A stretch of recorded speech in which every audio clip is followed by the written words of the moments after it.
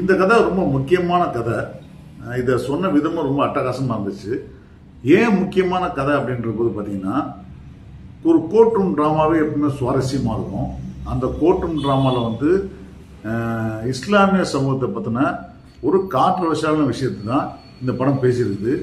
அதுவும் நிஜமாவே நடந்த கதை அப்படின்ற போது நீங்கள் உங்களுக்கு சுவாரஸ்யத்துக்கு குறைவே இருக்காது.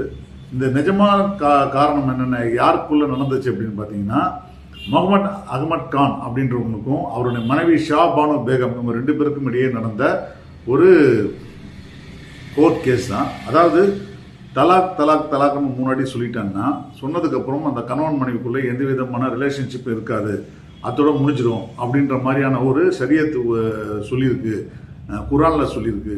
அப்படின்றத ஒரு பல வருஷமாக பல நூற்றாண்டுகளாக ஃபாலோ பண்ணிட்டு இருக்காங்க. ஆனால் அப்படியான விஷயம் ஒன்றும் ஷரியத்தில் இல்லை அப்படின்றது விஷயத்தை பற்றி பேசுறது மட்டும் இல்லாமல், அப்படி விலகிட்ட ஒரு மனைவியோட மெயின்டெனன்ஸுக்காக காசு கொடுக்க வேண்டியது லீகலாக அது அந்த மனைவியோட உரிமை அது அப்படின்றது வந்து நிர்ணயிக்கிறதுக்கு தான் இந்த படம் மொத்தமாக பேசுது. முஸ்லீம் கோர்ட்லையும் ஷரியத் கோர்ட்லையும் வந்து முடிவு பண்ண வேண்டிய பல விஷயங்கள் அது வந்து நம்ம இந்து லா படி இருக்கிற சட்டத்தின்படி அது எப்படி வந்து கேஸ் ஆச்சு, இதற்கு முன்னாடி எப்படி அதை வந்து எத்தனை வருஷம் போராடி அவங்க வின் பண்ணாங்கன்றது தான் இந்த அடிப்படை கதையோடைய விஷயம். ஸோ இந்த கதைப்படி பார்த்தீங்கன்னா ரெண்டு பேர் இம்ரான் ஹஷ்மி வந்து அவர் பேர் முகமது அப்பாஸ் கான், அவருக்கும் ஷா பானுக்கும் 2 பேரும் சந்திக்கிறாங்க. 2 பேரும் கல்யாணம் பண்ணிக்கிறாங்க. கல்யாணம் பண்ணி முடிச்சதுக்கு அப்புறம் என்ன ஆகுதுன்னா, அவங்க வந்து சந்தோஷமான வாழ்க்கை வாழ்கிறாங்க. வாழ்ந்து அவங்களுக்கு 2 குழந்தைகள் பிடிக்குது. 3வது குழந்தை ப்ரெக்னெண்ட்டாக இருக்கும்பொழுது திடீர்னு நான் ஊருக்கு போயிட்டு வரேன்னு சொல்லிட்டு போறாரு. ஒரு லிட்டிகேஷன் ப்ராப்பர்ட்டி இருக்குது, அதுக்காக போகிறேன்னு சொல்லிட்டு இம்ரான் ஹஷ்மி போறாரு. போயிட்டு வந்தவர் ஒரு 3 வாரத்தில் வரேன்னு சொன்னவர் வந்து கிட்டத்தட்ட ஒரு 3 மாதம் வரவே இல்லை. திரும்பி வரும்போது வேற ஒரு பொண்ணை கல்யாணம் பண்ணிட்டு கூப்பிட்டு வர்றாரு. இது வந்து அதிர்ச்சிக்குள்ளாயிடுது அவங்களுக்கு. நான் எந்த விதத்தில் குறைஞ்சி போயிட்டேன், ஏன் நீங்கள் கல்யாணம் பண்ணிட்டு வந்தீங்க அப்படின்ட்டுலாம் கேட்க கூட முடியல. அதுக்கு ஒரு காரணம் சொல்கிறாங்க. அந்த இம்ரான் மாமியாரே ஒரு காரணம் சொல்கிறாங்க. என்ன காரணம் சொல்கிறாங்கன்னா, இந்த மாதிரி அந்த பொண்ணு வந்து அவங்க அத்தை பொண்ணு, அவள் வந்து அவங்க ஹஸ்பண்ட்கிட்ட நிறைய குடும்பம் ஏற்படுது, கொடுமையில வந்து பாதிக்கப்பட்டா, அவன் ஹஸ்பண்ட் செத்து போயிட்டான், இப்போ அவள் விடோ ஆகிட்டா, அவளை காப்பாற்ற வேண்டியது இவன் பொறுப்புன்றதுனால இவன் விருப்பமே இல்லாமல் கூட அந்த பொண்ணை கல்யாணம் பண்ணிக்கிட்டான் அப்படின்னு சொல்லிடுறாங்க. இது ஏற்றுக்க முடியாத மனசாக இருந்தாலும் கூட வேற வழி இல்லாமல் ஏற்றுக்கிட்டு பழகலாம் அப்படின்ற போது ஏற்கனவே இருக்கிற 2 பேருக்குள்ள மனக்கசப்பு இருக்கு இல்லையா, அந்த மனக்கசப்புல வந்து 2 பேருக்கும் வந்து அவளை வந்து அவுட் ஹவுஸில் தங்க வைக்கிறாங்க.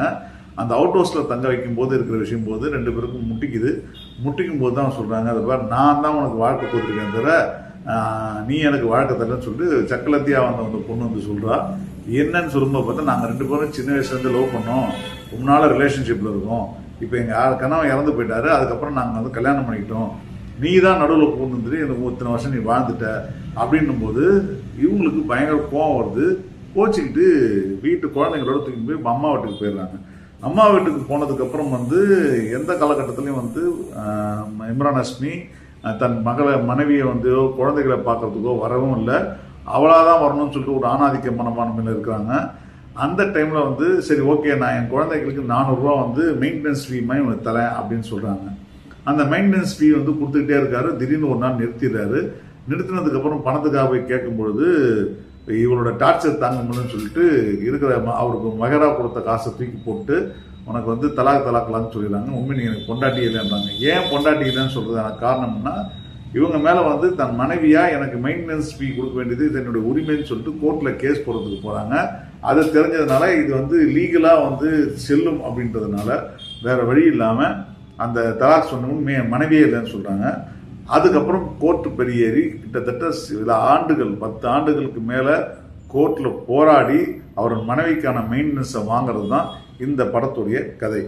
இது வந்து ரொம்ப இன்ட்ரெஸ்டிங்கான ஒரு விஷயமா இருந்துச்சு, ரொம்ப நுணுக்கமான ஒரு படமாக வந்துச்சு. ஏன்னா ஒரு கத்தி மேலே நடக்கிற மாதிரியான ஒரு விஷயம் தான். ஏன்னா இந்த படம் எடுத்தவங்கெல்லாம் பார்த்தீங்கன்னா, டைரக்டர் வந்து சுப்பம் வர்மா, எழுதுனது வந்து ரேஷு நாத்து, ப்ரொடியூஸ் பை வினீத் ஜெயின், இந்த மாதிரி எல்லாருமே இந்த சைடில் வந்து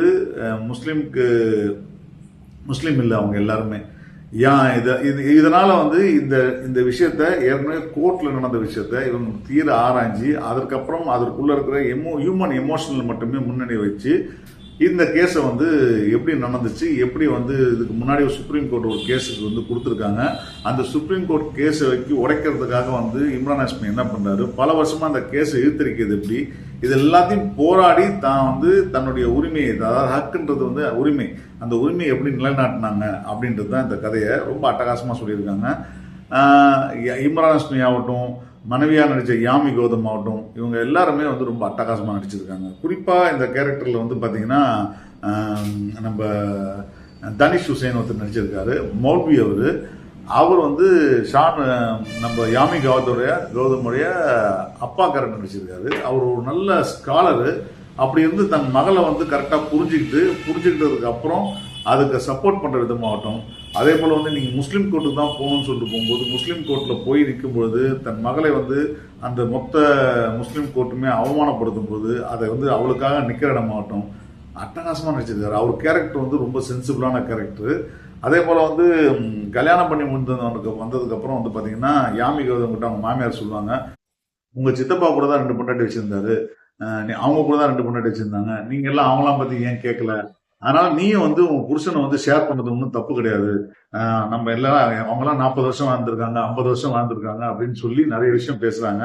அப்போ ஒரு டைலாக் சொல்லுவாங்க, என் புருஷன் ஒன்றும் பிரியாணி கிடையாது, என் வாழ்க்கை நான் எப்படி ஷேர் பண்ண முடியும்னு சொல்லி ஆரம்பிக்கிறாங்க. இது அவங்களோட உரிமையை கேட்க அவருக்கு எரிச்சல் ஆகுது. உண்மையில வந்து அவர்கிட்ட குற்ற உணர்வு இருக்கிறதுனாலையும் ஏற்கனவே அவங்க 2 பேருக்கு முன்னால தொடர்பு இருக்கிறதுனாலையும் அவரோட ரியாக்ஷன்ஸ் மோசமாகுது.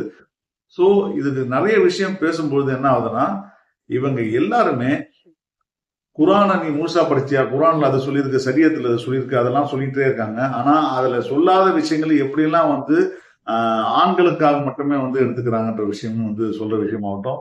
கிளைமேக்ஸ்ல வந்து ஒரு ஒரு முஸ்லீமா நான் வந்து எங்கெல்லாம் என்ன ப்ரூவ் பண்ண வேண்டியிருக்குன்னு சொல்லிட்டு இது ஒரு மத விஷயமா சுப்ரீம் கோர்ட்ல வந்து இம்ரான் ஹாஷ்மி பேசுற டயலாக் ஆகட்டும்.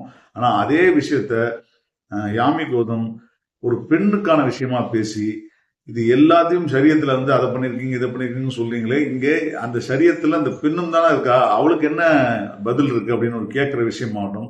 அட்டகாசமான கிளைமேக்ஸ் அந்த கிளைமேக்ஸ். இந்த படம் தியேட்டர் ரிலீஸ் ஆகி பெருசா அந்த அளவுக்கு வந்து வரவேற்பு இல்லை. கிட்டத்தட்ட ஒரு 20 கோடி ரூபா கிட்ட தான் கலெக்ஷன் பண்ணிருக்கு. ஆனா ஓடிடியில் வந்ததுக்கு அப்புறம் மிகப்பெரிய கவனத்தை பெற்றிருக்கு. இதுல விஷால் மிஸ்ராவோட பின்னணி இசை வந்து அங்கங்க மாண்டேஜுக்காக நிறைய பாடல்கள் யூஸ் பண்ணியிருக்காங்க. ரொம்ப நல்லாவே இருக்கு அந்த பாடல்கள்லாம்.